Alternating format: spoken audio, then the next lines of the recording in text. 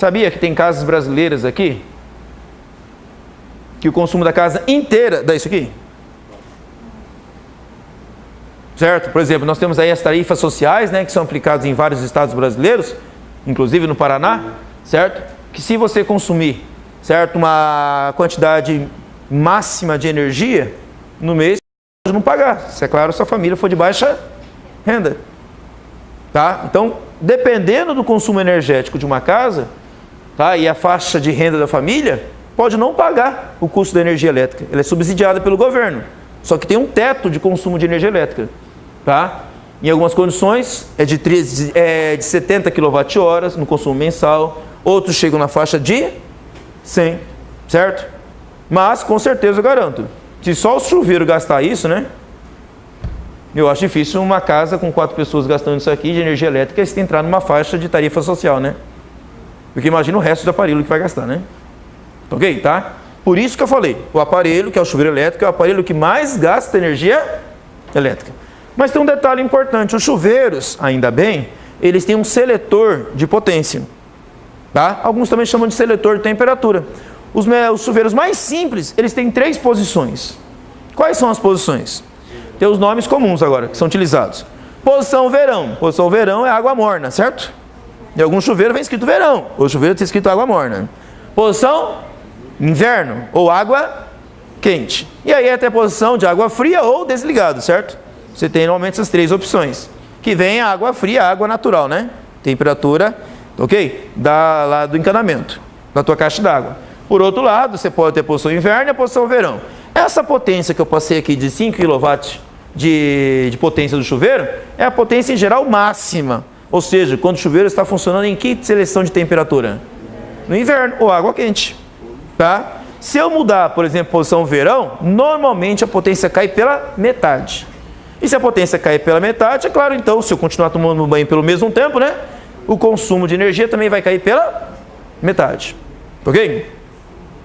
Tá claro para todo mundo? Essa é uma das equações mais importantes, mais do que aquelas que eu passei lá para vocês. Porque é a equação que todo mundo tem que saber. Todo mundo tem que conhecer um pouquinho sobre o consumo de energia elétrica. Porque é isso que faz você racionalizar o uso da energia elétrica. Por exemplo, mesmo uma dona de casa que não estudou física propriamente dito, ela tem uma ideia dessa equação, do consumo da energia. Tá? Vamos pegar a equação da energia ali. Ó. Pego lá, potência é igual a energia por tempo. Isolamos a energia, como é que vai ficar? Se eu isolar a energia, o que eu faço com o ΔT que está dividindo? Variação da energia é igual a quem? Potência vezes ΔT. Bom, o conceito de que os chuveiros são aparelhos com grande potência é um conceito comum, né? Certo? Então, isso aqui, todo mundo, a maior parte de nós sabemos que isso aqui é grande no chuveiro. Mas e o tempo? Vamos pensar? Você está lá tomando banho, né? Já passou meia hora, certo? Sozinho já tomou banho por 3, certo? Faz meia hora que você está no banho, aí aparece lá sua mãe na sua porta, né? Certo? E bate assim, ó. Eu não sou sócio direto da companhia elétrica, certo? Por que está berrando lá? Porque faz muito tempo que está tomando banho e está gastando uma grande quantidade de quê? De energia, certo? Então sabe a equação, olha que interessante, sabe a equação, não sabe ficar calculando isso, né? Mas sabe que quanto mais tempo você toma o banho, mais energia você vai gastar, certo? Ok? E interessante que tem gente que na época de inverno, sabe o que faz para esquentar o quarto da suíte? Liga o chuveiro na posição quente e deixa a água caindo, né? Para esquentar o quarto, né? É sério. Imaginou? Então aí você vê como é que é o problema do uso do consumo de água no Brasil, né? Certo? E nosso racionalismo aí na energia, no consumo da energia elétrica. Eu acho que esse tipo de coisa tem que mudar, né? Mas tudo bem até aqui, o conceito. Gente, até dá para calcular quanto você vai pagar no mês. Você pega uma conta de luz normal, certo? Você tem lá as tarifas. Tá? Uma tabela de tarifas. Você vai verificar quanto custa 1 kWh de energia. Sem impostos, por exemplo, certo? Vamos pensar assim, imposto e o valor mínimo. Aí você pega 1 kWh, custa lá 30 centavos, por exemplo. Valor chutado aqui, tá? 30 centavos. Se cada kWh dá 30 centavos, 100 kW vai dar R$30, né?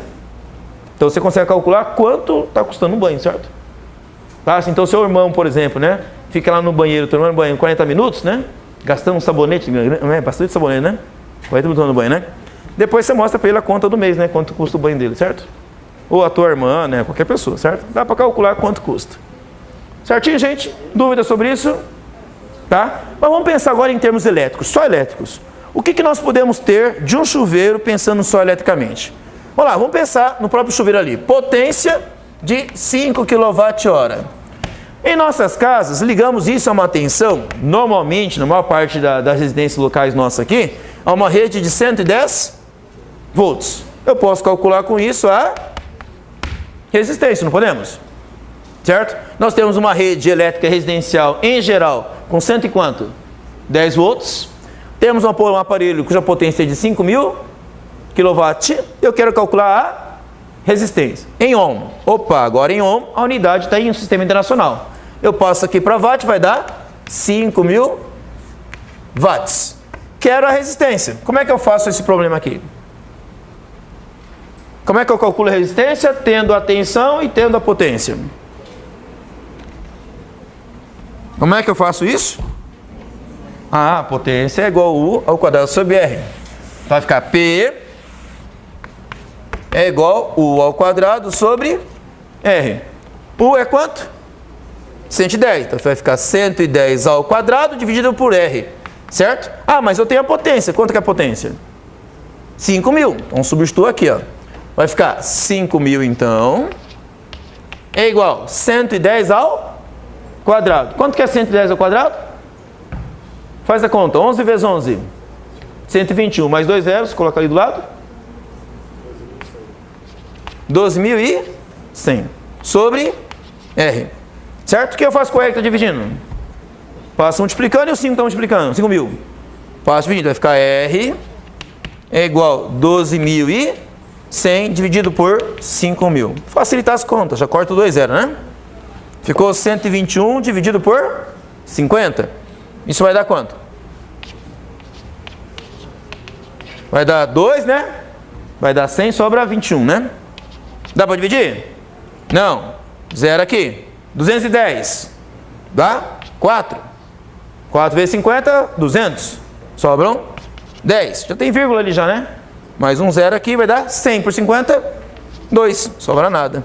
Quanto que dá a divisão, então, da resistência aqui? Uma resistência de 2,42 ohms.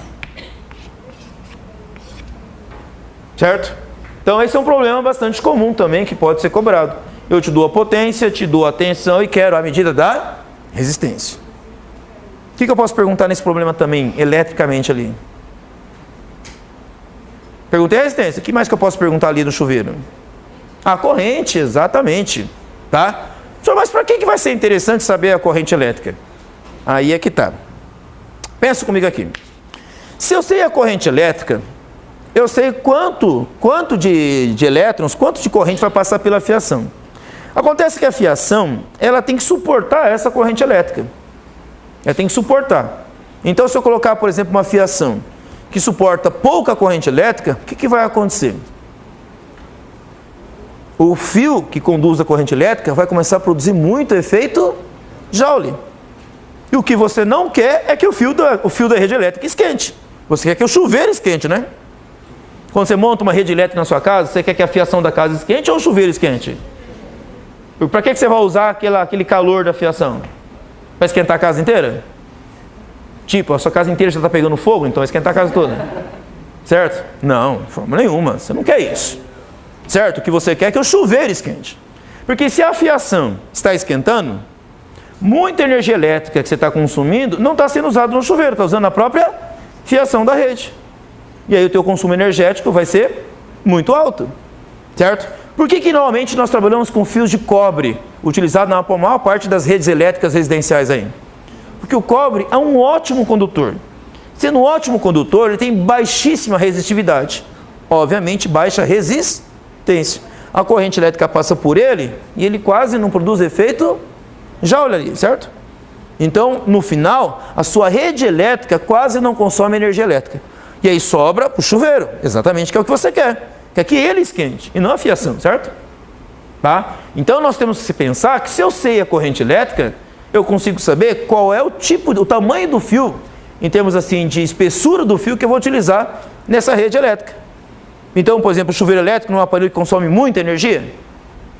E por ele pode passar também muita corrente elétrica. Se passa muita corrente, o que eu concluo? Eu preciso de um fio mais grosso. Está claro para vocês? Se eu coloco um fio muito fino, o fio vai oferecer muita resistência à passagem da corrente. O resultado é que o próprio fio da fiação da rede elétrica vai esquentar. E olha, houve uma época em nossa história aí das instalações elétricas residenciais que os fios que distribuía toda a rede elétrica das casas nem eram fios maciços, como hoje. Hoje, todos os fios da rede elétrica, nas normas aí que são regulamentadas, exige a utilização de fios maciços. Se você descascar um daqueles fios que é utilizado numa rede elétrica atual, você vai verificar que o fio é maciço, é uma peça só de cobre. Antigamente, era aqueles fios que se você tirasse a capa de borracha, ele abria um monte de fiozinhos fininhos. Já viram fios assim? Você desencapa ele, aparece um monte de fios pequenos? Então, esses fios finos, eles ofereciam grande resistência no passado. Só que eram baratos, certo? Então, antigamente era muito utilizado esse tipo de fio. Mas também nas casas, antigamente, não tinha tantos aparelhos elétricos. Então, era permitido até. Hoje, não. Hoje, as normas que regulamentam instalações elétricas não permitem, proíbe esse tipo de fio. Então, tem que utilizar o fio maciço, que é até chamado fio anti-chama, porque eles não pegam fogo fácil. Eu falei, não pegam fogo fácil. Não quer dizer que não pegam fogo. Entendeu? Então, se eu colocar um fio muito fino daquele, com uma corrente elétrica muito alta, ele pode queimar sim. Se tiver madeira em volta dele, ou tiver um material inflamável, ele pode pegar fogo. Tá? Em termos normais, a gente procura evitar que materiais inflamáveis fiquem perto dos fios.